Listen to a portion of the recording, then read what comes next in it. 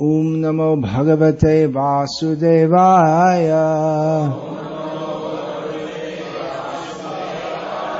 Om Namo Bhagavate Vasudevaya.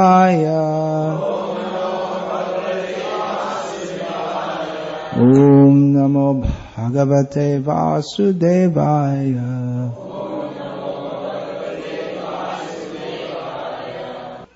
Thank you for all coming on this rainy day. Generally people don't like to get out and about on rainy days. And thank you to Shiki Mahiti Prabhu and the other devotees here for kindly inviting me and welcoming me here. And thank you to Shiki Mahiti Prabhu especially for being here and injecting your enthusiasm and dedication into Krishna's service in this sacred city of Philadelphia. Sacred, Prabhupada came here. Krishna's here. In this way the whole world can become a tirtha by the chanting of the holy names, which is the subject of this evening's talk. I've been talking on and off, here and there, on Sri Vishnu Sahasranama, the 1,000 names of Vishnu. All names are complete in the name Krishna. But we can also go through Vishnu Sahasranam, which gives 1,000 names of Vishnu, which from different aspects, from different angles, we can appreciate through these names the various attributes by which Krishna is definitively and unquestionably the Supreme Personality of Godhead, especially His attributes of opulence. So, usually after speaking on some of the names, I afterward get some more ideas, so I'll just go back first of all to ones I spoke on, and also some other things which to include. So before starting on verse 36, I'll just go back to what I just spoke on previously. 3 of the names. Adhisthana, which means the residence or the place in which everything rests. So this means that Krishna is the substratum of everything. He's the substratum of the universe. Everything rests on Him and within Him. He upholds everything. Everything is within Him. And also, as residence, He is personally His residences, such as Mathura. He is non-different from those places. So that's some more thoughts about Adhisthana. Apramatta. This Srila Prabhupada always translates as not insane, or in other words, sane. But other acharyas, in this name, as it appears in Vishnu Sahasranam, they've also given the meaning that He never makes a wrong decision. Which means He also makes decisions. Krishna also makes decisions. He's not just some aloof entity or aloof force, but He makes decisions. I mean, He thinks what to do, and then He does it. But His decisions are always right, even if we think from our perspective that He must have done something wrong. Many people who are raised to believe in God, we've seen throughout history that people lose their faith in God when they see something bad happening in the world. What they don't realize is that Krishna himself has already stated in Bhagavad Gita that this world by nature is not a pleasant place. It is dukhalayam ashashvatam. It is a place of misery where everything is temporary. But people who are on a level of very primary God consciousness with severe misunderstandings, it means they've never been trained in Bhagavat Tattva Vijnanam, scientific knowledge of the personality of Godhead. They think that God is good, so He should make everything good for me and for everyone else. And good means that we have all facility to enjoy sense gratification and nothing wrong should happen. He's our Father, so God the Father, He should arrange all facilities for sense gratification. This is the attitude of a spoiled brat. It's not an attitude of love for Krishna, love of God. So, even if we see things which are very bad or cause of much suffering, we should understand God is good. He's doing this for a reason. His kind hand is there. He has kindly sent us tsunamis, tornadoes, and earthquakes, and so many forms of suffering. What is the reason? Well, that He knows, to help us remember Him, to teach us that we're not meant for a sinful life. What is the ultimate cause of suffering in this world? Purusha sukha dukhanam bhuktritve hetu ruchate. We ourselves, by our sinful and pious activities, are the cause of our distress and whatever little happiness there is in the world. So He never makes a wrong decision. He's not crazy. What is this God? He's making earthquakes and financial collapse. And what is this God? He's a crazy guy. No, He's perfectly sane. It's us who are crazy. His decisions are never wrong. Baladev Vidyabhushan, he translates this name, Apramata, to mean he who carefully looks after the Vrajavasis. Then another name, Pratishtita, which means established, means firmly fixed. There are several names like this in Vishnu Sahasranama. And it also means one who is well respected.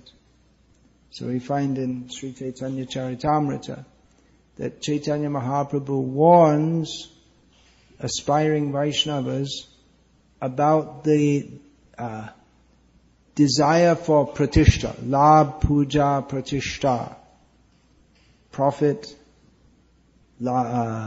adoration, and being respected. So he warns against this. But Krishna, his prestige that is described by Srila Bhaktisiddhanta Saraswati Thakur as Vaishnavi Pratishta. That is the prestige connected with Vishnu. That is proper. That is not a matter of false ego. When Krishna says, Aham sarvasya prabhavaha, everything comes from me. Mataparattaram nanyat.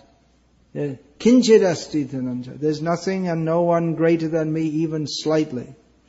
If anyone else but Krishna says that, then they are pramatta. They are crazy.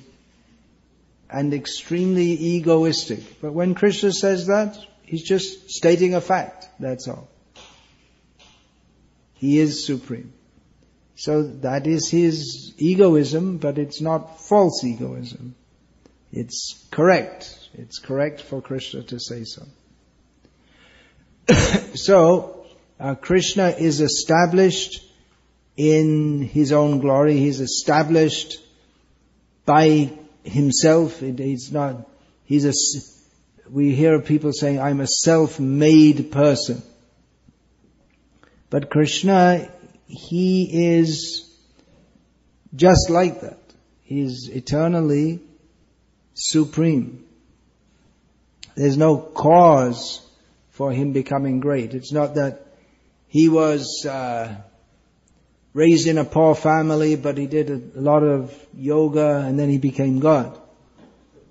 But he is always, there's no question of him ever coming to the position of the Supreme Personality. He's always established in that position. Nor is there any question of him being dragged down. That, okay, Krishna, you've been God for long enough. We're fed up. We want someone else. Well, there are people who think like that. There are many imitation gods. One of India's great contributions to the world is proliferation of bogus gods. But the actual established personality of Godhead is Krishna. And although others may fool foolish people by their claims to be supreme, it's all bogus. Krishna is actually established and always will be.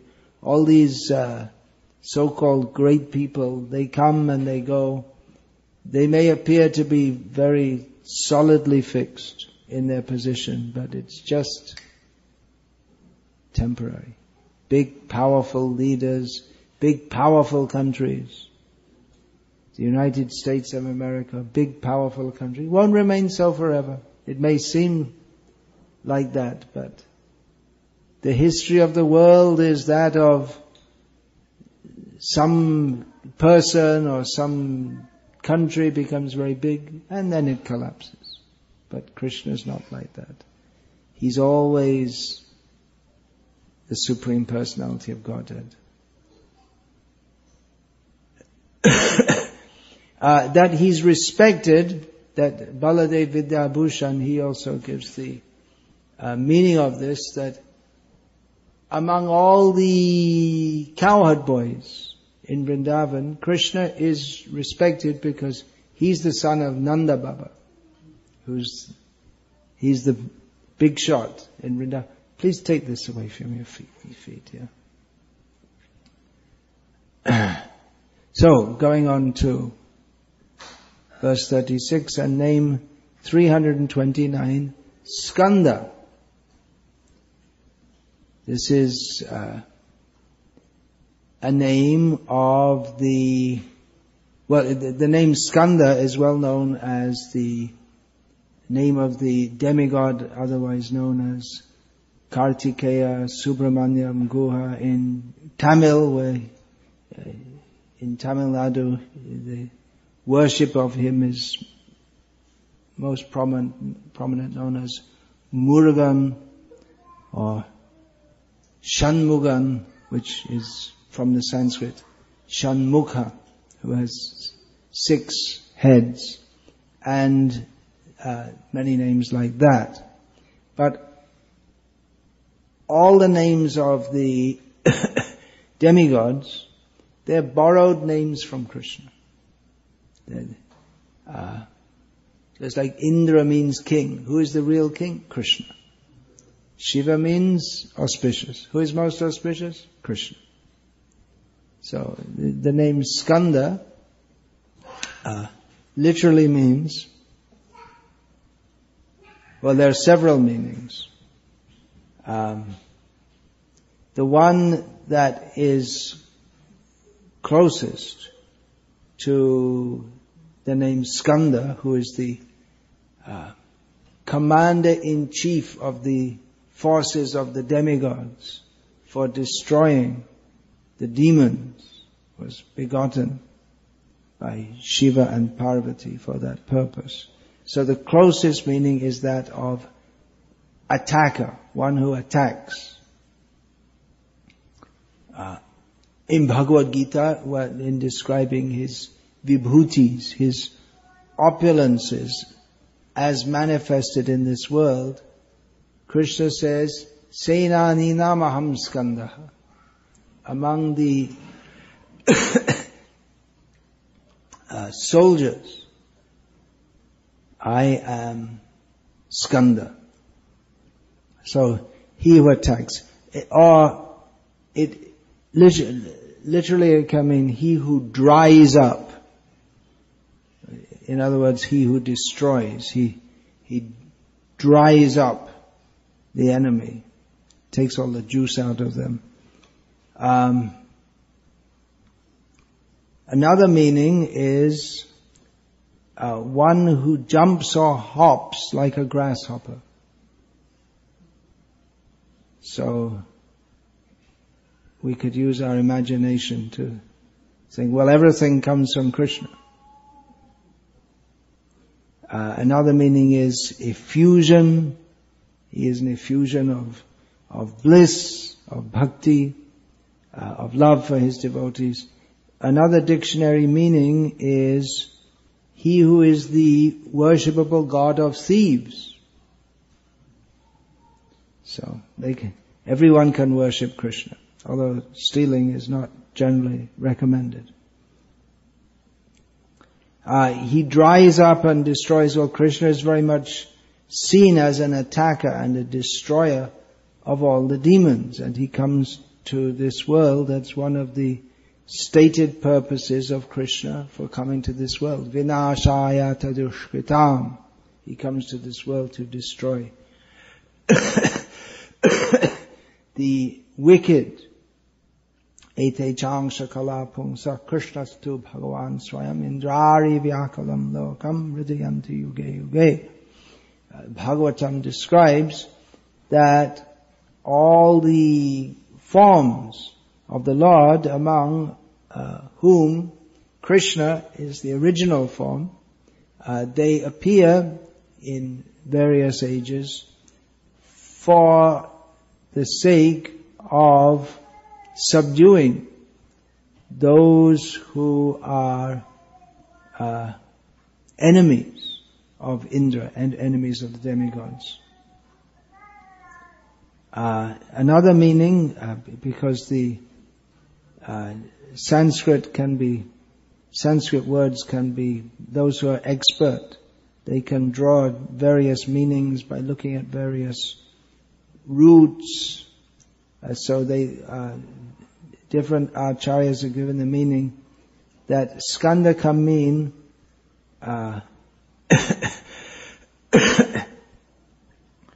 one who melts like butter when it comes to helping his devotee.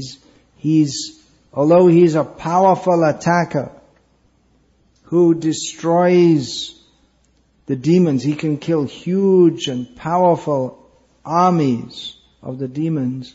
His heart is also soft like butter, and he's very much inclined to helping his devotees who are struggling. And another thought is that he destroys the armies of the demons. Many demons he can kill, any number. So in the same way, his devotees, those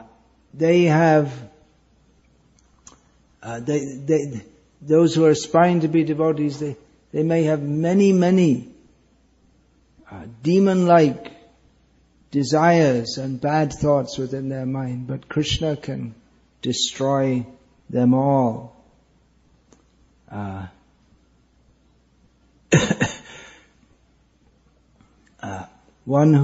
Another similar meaning, he flows like nectar. His thoughts are like nectar in thinking of his devotees. So, and that also, Senani namaham Skandah. That Skanda, Subramanya, Kartikeya, he represents the glory of Krishna. The vibhuti means some glory. So particularly the leader of an army, successful army, is glorious in this world. The head of the demigod, none of the demigods were capable of defeating the demons, but Kartikeya did so. And in this way he symbolizes the glory of Krishna. And of course, he's also able to do so because he receives strength from Krishna. And that we understand from the next name 330, Skanda dharah. Dharah means to hold, to support. So the power and glory of Skanda, the demigod, that all rests on the power and glory that is invested in him by Krishna. As we see also, for instance, in the case of Arjuna, who was so powerful that he could defeat all enemies, but later, after Krishna left, then Arjuna felt himself powerless. He understood that my power that is invested in me by Krishna, and Krishna can withdraw it. Krishna is balam balavatam chaham. He is the strength of the strong.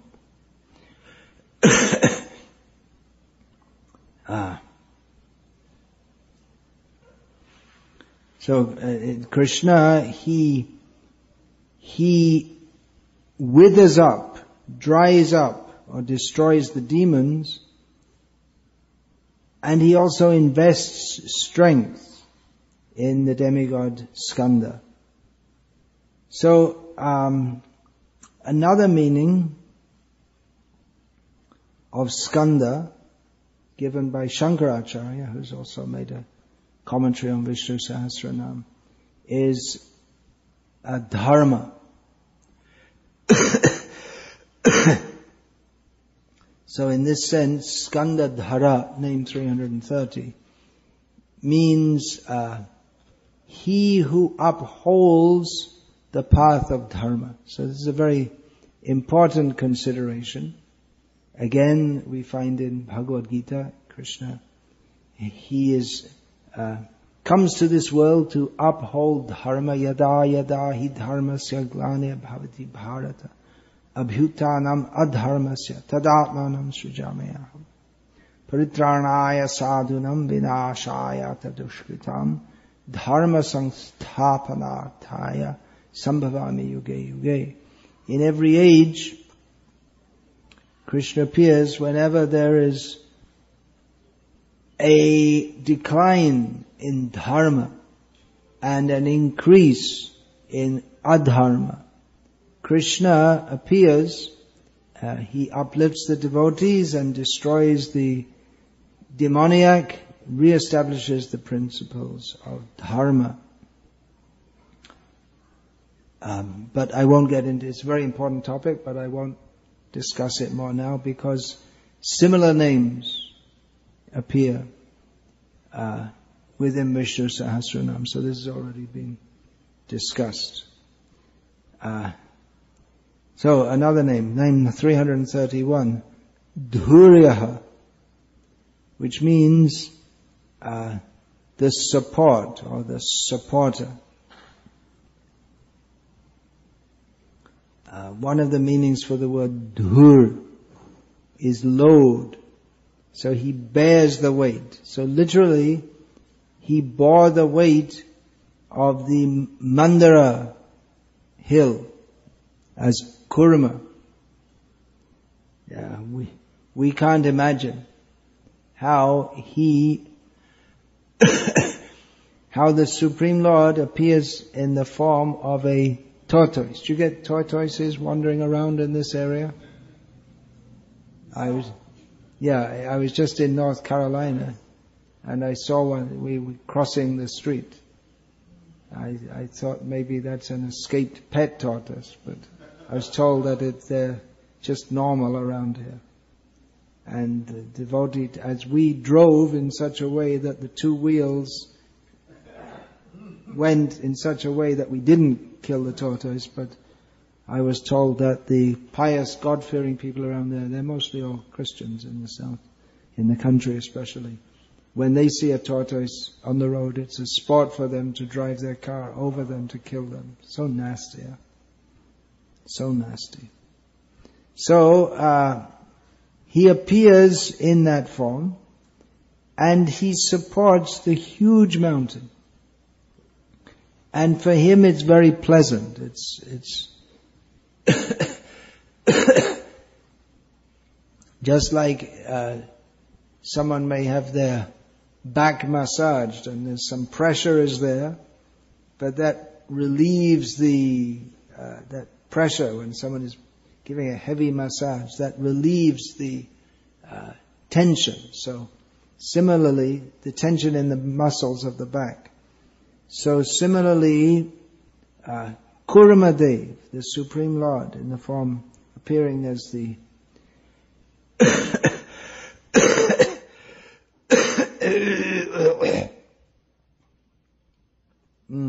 Keshavadhrita Kurma Sharira Jai Jagadisha, appearing in the form of a tortoise, felt that this massive weight which would crush anyone else was nicely scratching his back.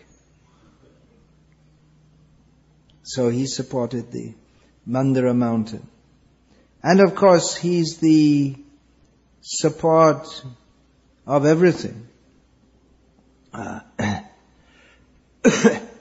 Dhata in Bhagavad Gita, he says, Pita hamasya jagata, mata dhata pitamaha. He says, I am the mother and the father of the universe. I am the support and the grandfather of the universe. So that's quite easy to understand that must be a quality of the Supreme Lord, that He is supporting everything. The scientists are very busy trying to find out some mathematical formula which will explain how everything in the universe is going on, but they needn't waste their time. They can just tell there's a two-worded syllable which is their theory, which holds all the formulae together, and that word is Krishna. So they can save stretching their brains and doing their research. Instead of spending billions of dollars on research, they can just take one Bhagavad Gita as it is, and they'll get all the answers. But they won't, because they're like that. Just by studying Bhagavad Gita as it is, we can understand more than all the big scientists. What is the origin of the universe? Krishna. What is the support of the universe? Krishna. And what happens when it's all over? It all enters into Krishna. But they will spend their billions of dollars. So Krishna is the support of everything. And this name has also come up in various ways.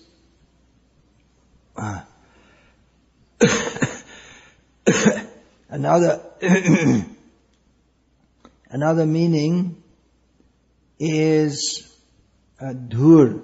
This is one acharya has given an alternative meaning. Dhur means the front part of anything. So he interprets this to mean that one who is at the front of everything and everyone, and who shows the way for shows the way to everyone. Another meaning, one who brings into being the creation perfectly, without any mistake. So again, our scientists, they won't believe, but how is the perfection of the perfection of the universe so perfectly created? That is by Krishna. Name 332 is a fairly well-known name, especially by persons in the Sri Sampradaya, Sri Vaishnava Sampradaya. Varadah. Well known in the Sri Sampradaya because there's a famous temple, one of the most important temples in the Sri Sampradaya at Kanchipuram of Varadah Raja. So Vara means a boon. Just boon means something which is offered to someone. Just take it. Something given out of someone who is rich or can give something. You just take it, and as just out of his good nature. He sees someone, he's satisfied with them, and he gives them. Of course, sometimes the Lord gives power and opulence even to demoniac people. But that is done through his external energy. Vara means a boon, and Varadah means the giver of boons. So Krishna, he is Varadah Raja, or as Prahlad Maharaj described him, Varadeshwara, the Supreme Lord who is the giver of boons. In the temple of Varadaraj in Kanchi in South India, the Lord is in this position. Means this is the mudra, or the pose for giving, holding out the right hand like this, for giving. This is the pose which means to give blessing or to offer a boon. So on his hand is written in Tamil, Ma Shuchaha from Bhagavad Gita. Savadhaman parityaja mamekam sharanam vraja aham tva sarva papebhyo mokshayishami ma shuchaha.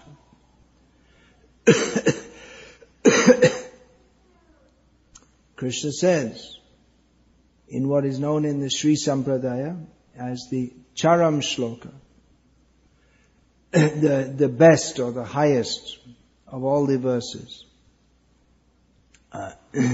He says, Krishna says, abandon all varieties of dharma, of religion, and just take shelter in me, surrender unto me. I will deliver you from all sinful reactions. Do not fear. So this giving fearlessness, abhayada,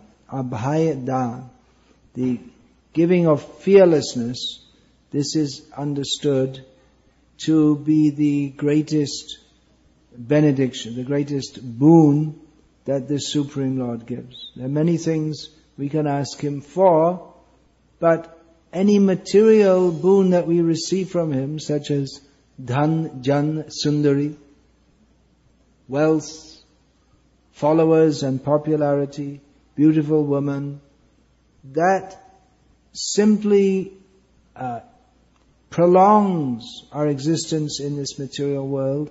This material world is the world of fear. We must be fearful because we are without the natural shelter of Krishna.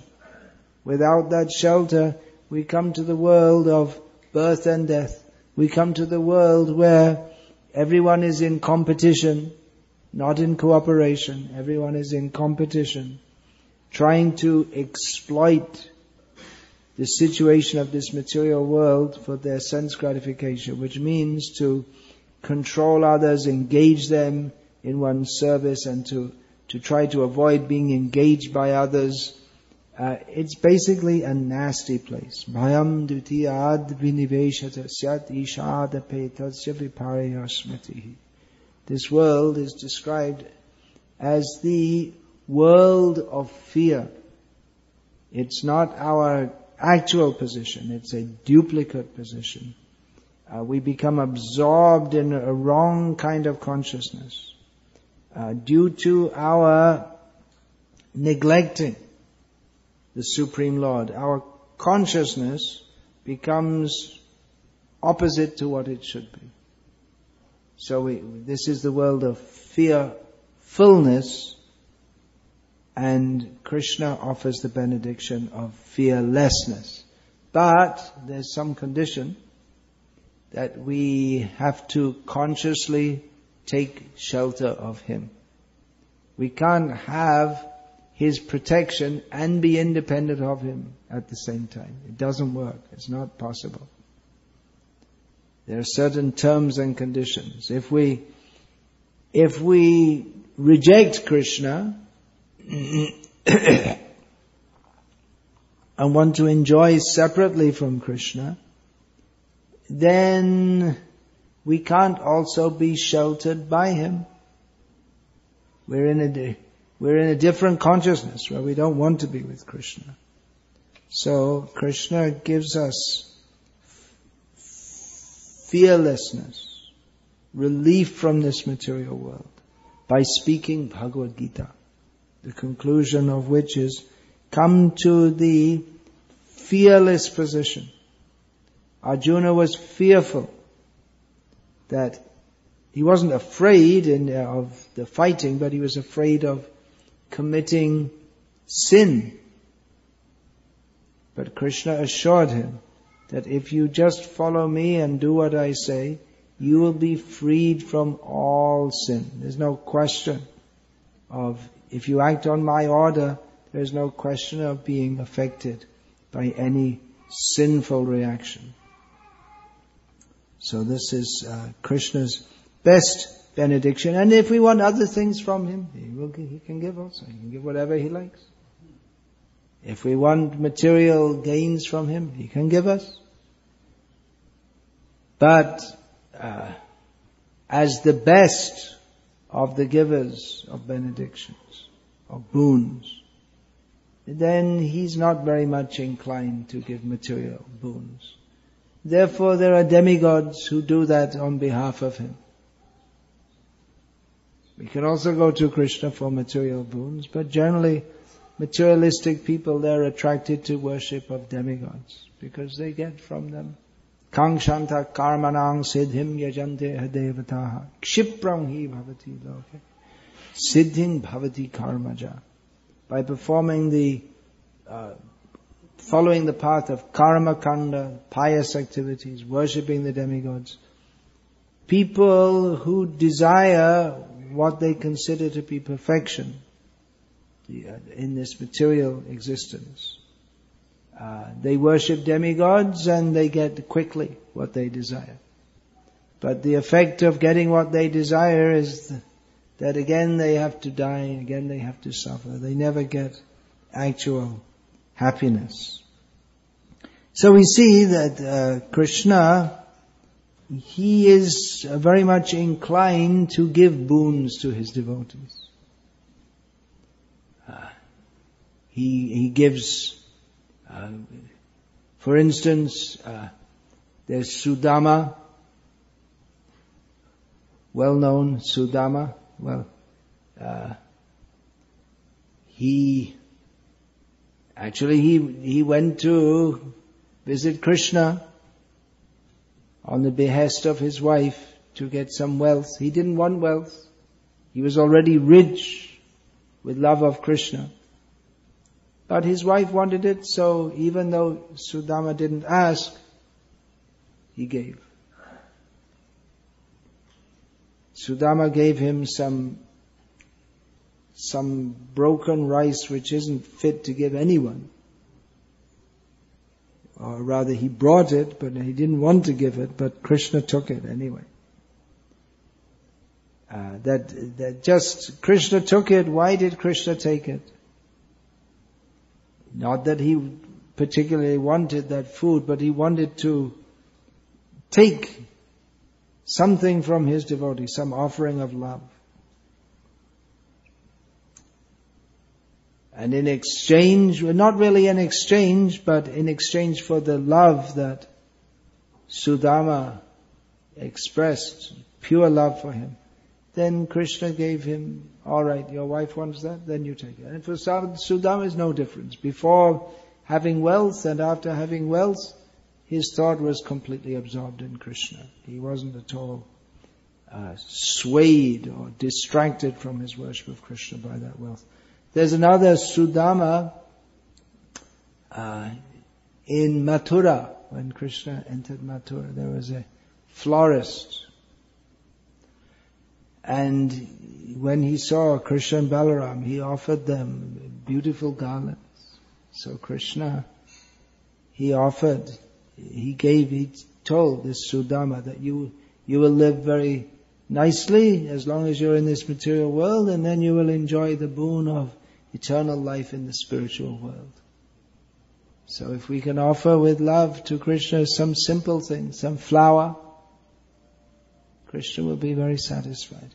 In fact, that well-known verse, Patrang Pushpang Palang Toyam Yome Bhaktya Prayachati Tadahang Bhaktyupaharitam Ashnami Prayatatmanaha. That of course appears in Bhagavad Gita, but the same verse, we find that Krishna spoke that to Sudama in Dwaraka, that when Krishna took that broken rice from him, he said this verse also. If anyone offers me love and devotion, leaf, flower, fruit or water, I will accept it. So in this case, Krishna didn't just accept it, he took it practically by force. He wanted to take that offering of love.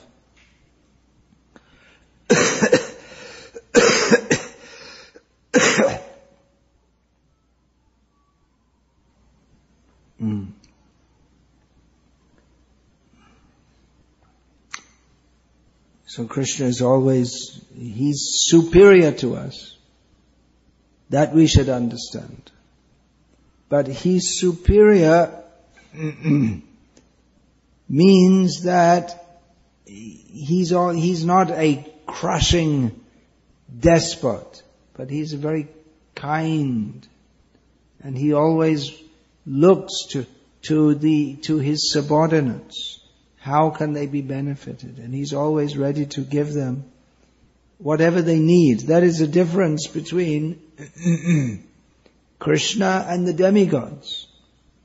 Krishna, he tends to give people what they need. And the demigods tend to give people what they want. And there's usually a difference.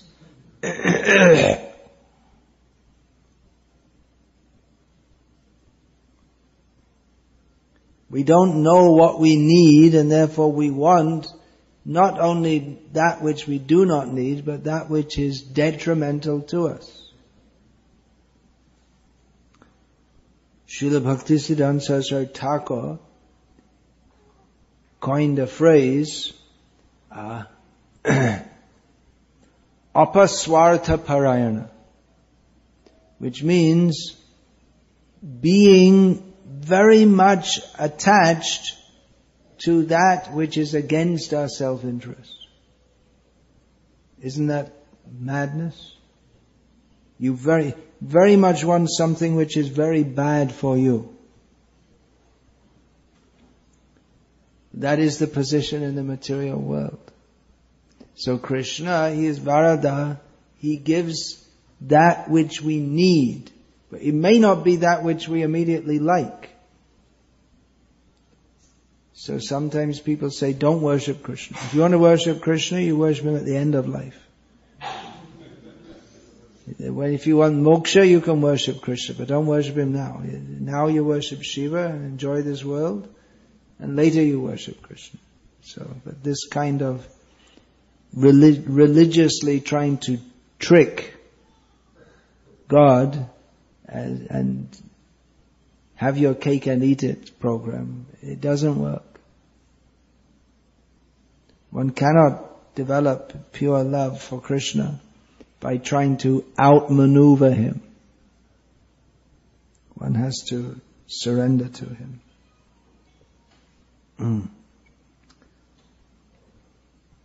So another name 333, which brings me almost to the 1/3 point,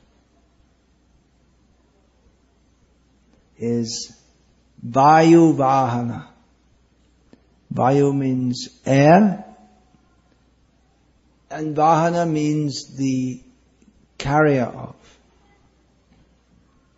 Or it can also mean who has Vayu, air, to carry him. So it can mean either way. Madhvacharya, he lays great stress on Vayu, the demigod of air. He, of course, according to Bhagavad Gita, he recognizes Vishnu, Krishna, as Purushottama, the supreme person among all persons. That is particularly the subject of the 15th chapter of Bhagavad Gita, Purushottama Yoga. Yo mam eva samudho janati purushottamam sa sarvavid bhajati mam sarva bhavena bharata. Krishna summarizes this chapter by saying that one who recognizes me, one who knows me, without doubting to be this supreme person among all persons, such a person knows everything and worships me in all respects. So, Madhvacharya, he recognizes that there is Purushottama, the supreme among all living beings, Krishna, and Vayu he establishes on the basis of Shastra as Jivottama, the best of the living beings, the best devotee. So, Vayu is very important in the Madhva Siddhanta, in Madhva Siddhanta, sorry. So, the wind blows everywhere, everything exists in the wind, but the support or the substratum of that is Krishna. So this name came previously, Adhisthana, the substratum. So he's the substratum of everything. Everything exists in the air. And Vayu also, the demigod Vayu, he also, as Madhvacharya, brings Krishna to the attention of the people. He is Krishna is the source of life for all living beings. So air is essential for life. Without air, we cannot live for more than a few seconds. So Krishna, he is he brings that air, or he provides that air.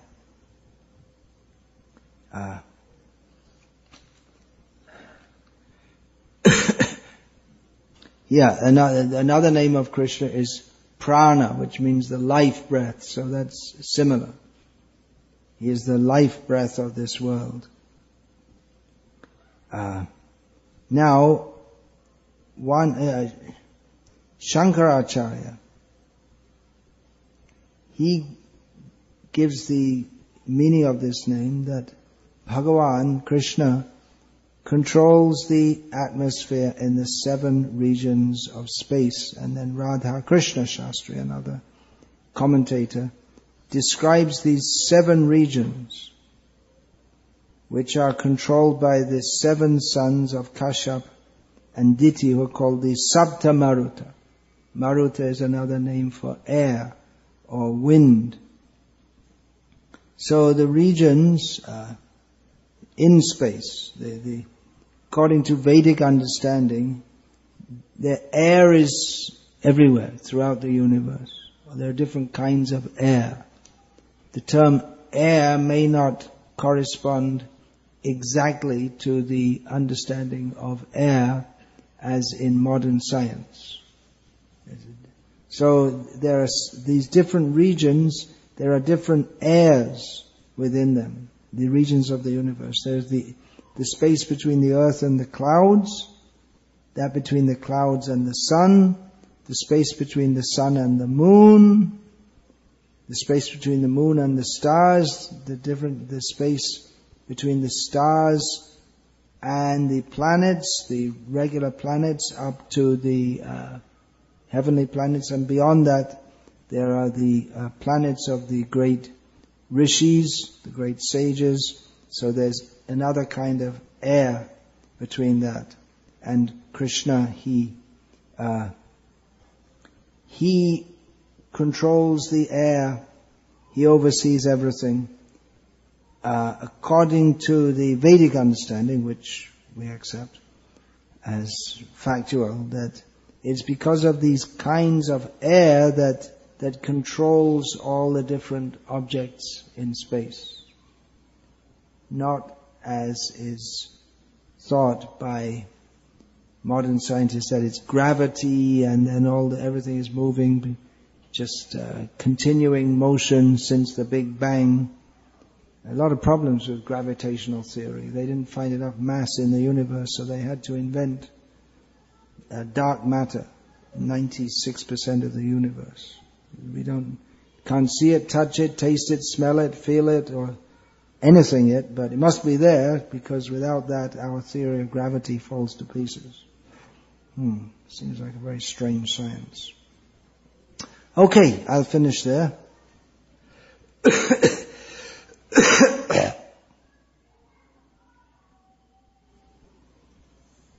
Any questions about this? So is that different types of air inside the body? There are different kinds of air within the body also, yeah. Would it be the same as the air out there? Well, presumably it's different, but I don't know enough about this technical subject to answer. Same in the sense that there are different kinds of air. So it's all air, but there are different kinds of air within the body and outside the body. Would it seem to be different? The air that moves the planets, it's certainly at least different in the sense of being different in scale to the air that moves things within our body. But that would require to answer that to your satisfaction would require some research. There's lots of research required into many subjects. Vedic science, much research is required. Much of that knowledge was lost or destroyed.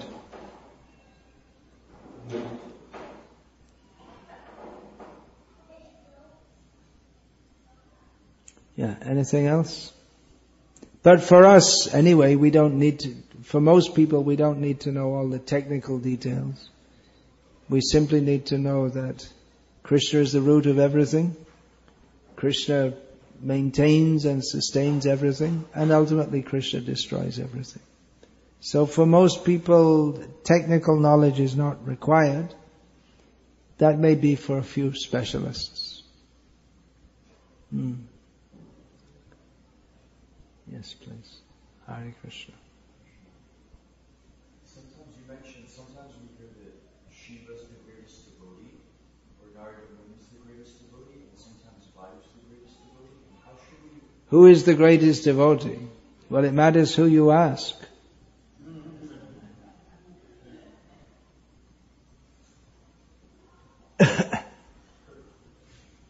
It's just like we hear about Jayananda, Srila Prabhupada's dear devotee. He would, every time he took prasad, he would say, "This is the best prasad I've ever had." And he'd mean it every time. And he'd say to all the devotees, "Oh, you're the greatest devotee." And he'd mean it. So, one's thought at a particular time, maybe think of Lord Shiva, "Oh, such a great devotee. Always acting for the benefit of all living beings. Oh, greatest devotee." Then some other time our meditation may go to Prahlad. And in this way, we may say, "Oh, greatest devotee, greatest devotee."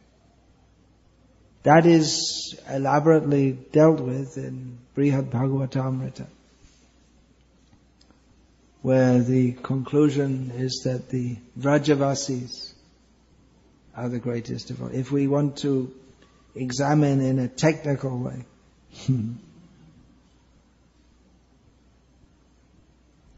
but among the followers of Lord Ram, then Hanuman is the greatest devotee. Lakshman is the greatest devotee. Sita is the greatest. Even then, you can't be exactly sure. So they're all together. Sita, Ram, Lakshman, Hanuman. Who's to say? All the love of all these great devotees is infinite. So who's going to say which infinite love is more than another infinite love? Who's got the most infinity? It is possible to have more infinity than another set of infinity. Infinite can be, one set of infinite numbers can be more than another set. For instance, if we say, okay, numbers 1, add 3, go to 4, okay. And add another 3, go to 7. And add another 3, go to 10. And like this, you add, starting from 1, you add 3, and you go on infinitely. So there are an infinite number of numbers. But then if you take the numbers in between, you can also have an infinite set of numbers, but it's twice as much. Because you have 2, 3, 5, 6, so... Well, that's the kind of thing that philosophers might argue over. Is it more or is it less? But possibly, it seems to be, it should be more.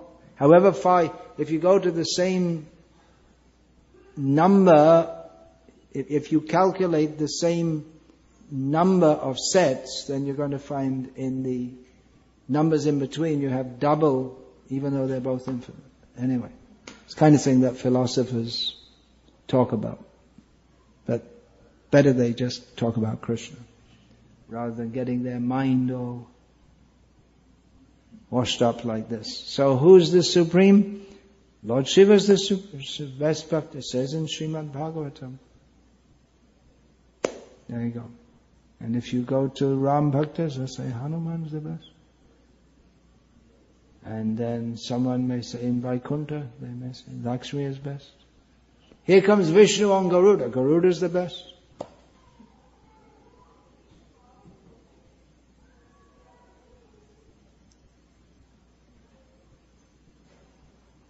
When things are beyond our ability to measure,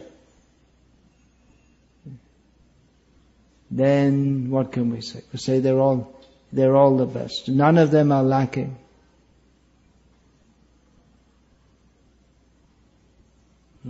Anything else?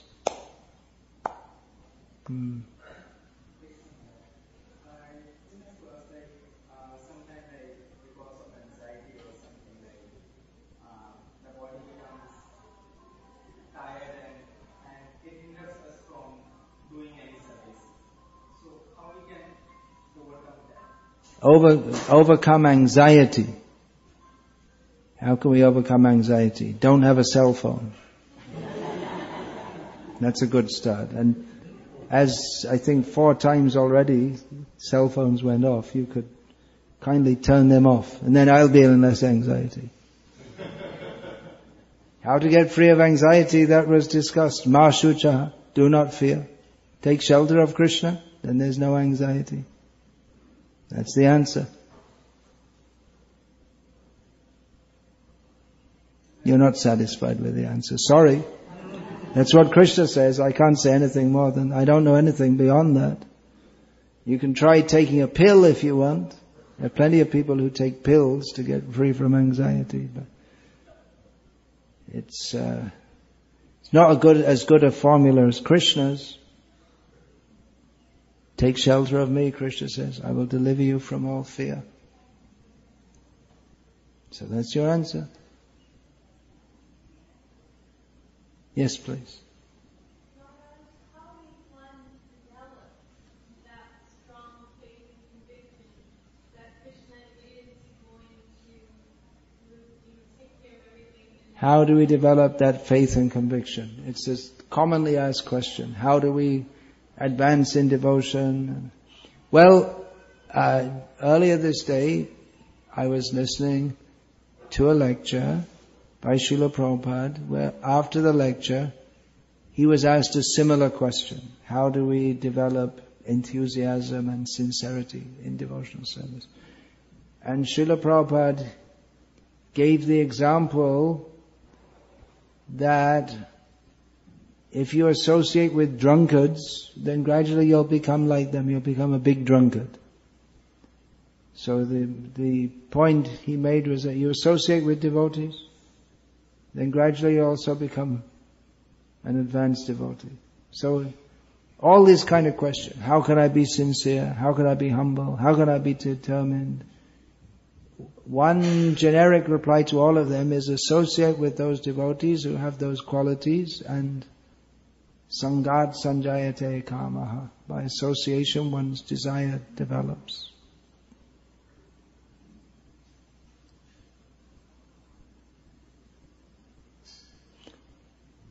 Hare Krishna. There's another question here.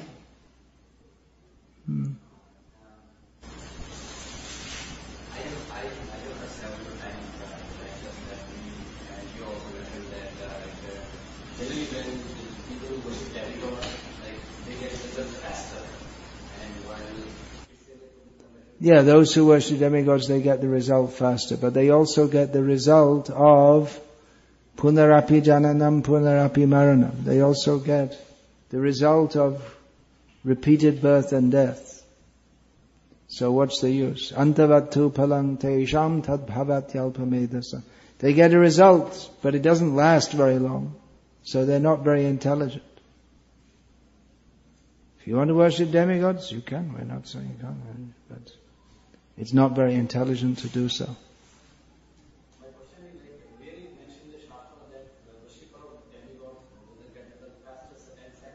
Where is it mentioned in Shastra that demigod, worship of demigods, they get results quickly? I just quoted that from Bhagavad Gita. I'll quote it again. Kangshanta karmanang siddhim yajanta iha devataha kshiprang hi manushe loke siddhir bhavati karmaja. In the path of karma kanda, by worshipping demigods, one quickly gets results.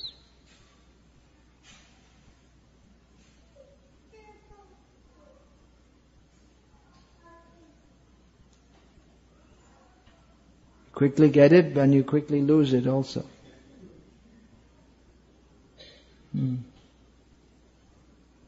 So, Hare Krishna. We'll finish there.